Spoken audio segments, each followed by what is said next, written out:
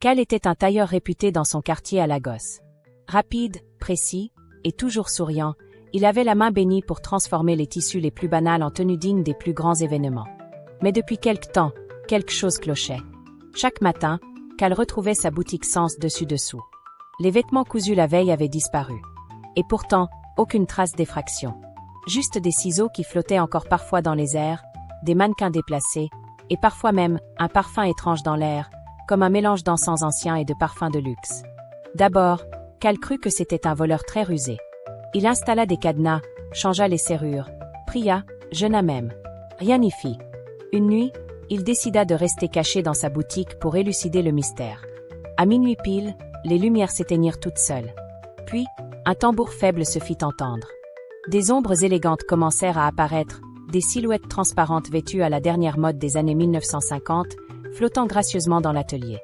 C'était un véritable défilé fantôme.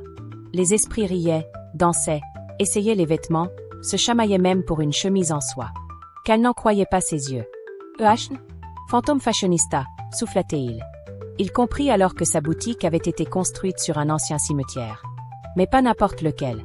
Un lieu sacré où reposaient d'anciens membres d'une confrérie d'élégance, morts depuis longtemps, mais visiblement pas prêts à abandonner leur passion pour la mode. Pris entre la peur et la fascination, Cal décida de leur parler. « Je ne suis qu'un tailleur vivant. Je respecte vos goûts, mais vous volez mes tissus. » Un silence. Puis l'un des esprits, coiffé d'un chapeau haut de forme, flotta vers lui. « Cal, tes doigts sont bénis. Nous ne faisons que revivre à travers ton article. » Touché, mais aussi épuisé, Cal leur proposa un marché. Chaque fin de semaine, il organiserait un mini-défilé nocturne pour eux. En échange, il devait laisser ses commandes en paix. Les esprits acceptèrent.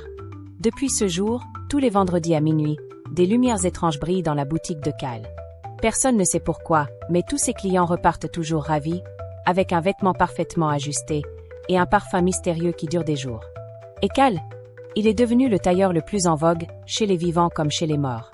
L'histoire de Cal nous rappelle que nos dons peuvent traverser les mondes, que le respect du passé ouvre des portes, et qu'avec un peu d'audace,